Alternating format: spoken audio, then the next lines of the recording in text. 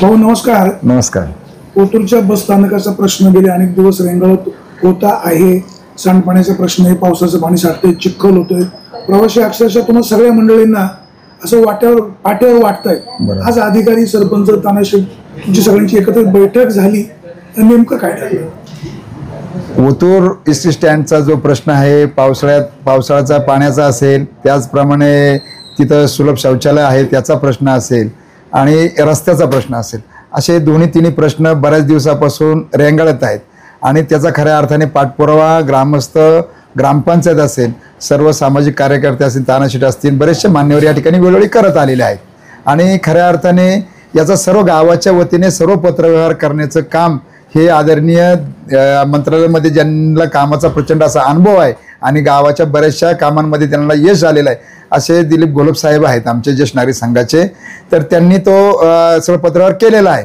परंतु अधिकाऱ्यांना काम करण्याची जी मानसिकता पाहिजे ती नसल्यामुळे आजपर्यंत तो प्रश्न राहिलेला आहे. आम्हाला काय म्हणायचं आहे, जर एस टी महामंडळाकडे जर पैसे नसतील तरी सुद्धा आपण त्यातून मार्ग काढू शकतो.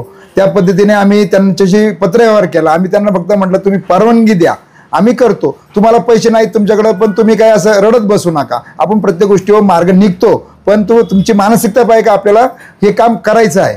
परंतु त्या पद्धतीने ते न केल्यामुळे आजची ही परिस्थिती ओढवलेली आहे. एकतर पूर्वी ज्यावेळेस एस टी स्टँड झाले त्याच वेळेस हे प्लॅन खऱ्या अर्थाने ड्रेनेजचा प्रश्न असेल त्यावेळेस सुटायला पाहिजे, पण त्यावेळेस ते सुटलेले नाहीत. परंतु असू द्या, आत्ता कसा मार्ग काढायचा हे महत्त्वाचा विषय आहे.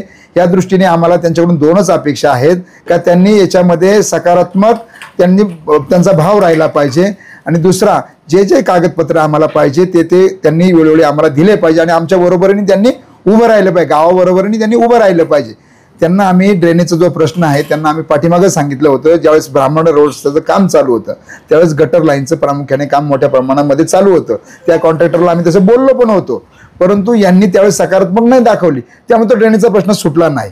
आणि त्यावेळेस तर सुटला नाही, तर आत्ता ह्या चर्चेतून असं ठरलेलं आहे का त्यांनी ज्या पाईप आहेत ते पाईप द्यायचे आणि चेंबरचा खर्च असेल, मजुरी असेल, ती सर्व जी स्थानिक मंडळी आमच्या त्यांना पण या ड्रेनेजचा प्रश्न त्यांचा पण आहे, त्यांच्या याच्यात सहभाग घेऊन आणि ग्रामस्थांचा सहभाग घेऊन, ग्रामपंचायतचा सहभाग घेऊन याच्यातून हा ड्रेनेजचा प्रश्न सुटू शकतो हे चर्चेतून ठरलेलं आहे.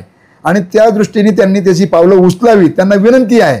दुसरा प्रश्न राहिला रस्त्याचा प्रश्न. आपण बघत असाल ज्यावेळेस पावसाळा येतो त्यावेळेस त्याचा मुद्दा नेहमी गाजतो आणि तिथं असं तळपोट साचतं आणि बऱ्याच वेळा पेपरला बातम्या आलेल्या आहेत. त्यावेळेस सगळेजण ग्रामपंचायतला दोषी ठेवतात, परंतु खऱ्या अर्थाने ग्रामपंचायतला दोषी न ठरवता वेळोवेळी ते मुरुम टाकतात, तिथं JSB टाकतात आणि वेळोवेळी प्रचंड असा खर्च पण ग्रामपंचायत होतो. परंतु जी हद्द आहे ती हद्द एस टी महामंडळाची असल्या कारणाने तिथे त्यांनी आम्हाला सांगितलं, त्यांची परवानगी मागतो आम्ही फक्त. तिथं अतुल शेठ बेनके साहेबांच्या त्यांच्या माध्यमातून 40 लाख रुपये ग्रामपंचायत येऊन 1 वर्ष झाले. ते पैसे रिटर्न जाण्याचे आज हे आहे, पत्र पण झालेलं आहे का हे पैसे तुम्ही वापरायचे नसतील तर तुम्ही रिटर्न करा.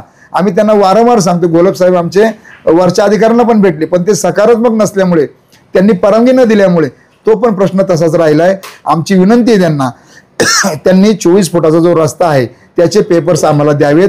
आम्ही शेजारी कुणाच्याही 1 इंचही जागेला धक्का न लावता, 1 इंचही जागेला धक्का न लावता ड्रेनेज व्यवस्था पण आपण करणार आहोत गावकरी, आणि रस्ता पण कॉन्क्रीटचा व्यवस्थित करणार आहोत. आम्ही त्यांना सांगितलं तुमचे इंजिनियर पाठवा, तुमची यंत्रणा पाठवा, फक्त हे पैसे वापरा आणि गावाची त्याच्यातून सुटका करा. फक्त त्यांना असं आम्ही सांगितलं. पाहू आता 1-2 चर्चेतून मंगळवारी काय मार्ग निघेल तर त्यांनी याच्यातून चांगला मार्ग काढा अशी त्यांना आमची गावाच्या वतीने विनंती आहे.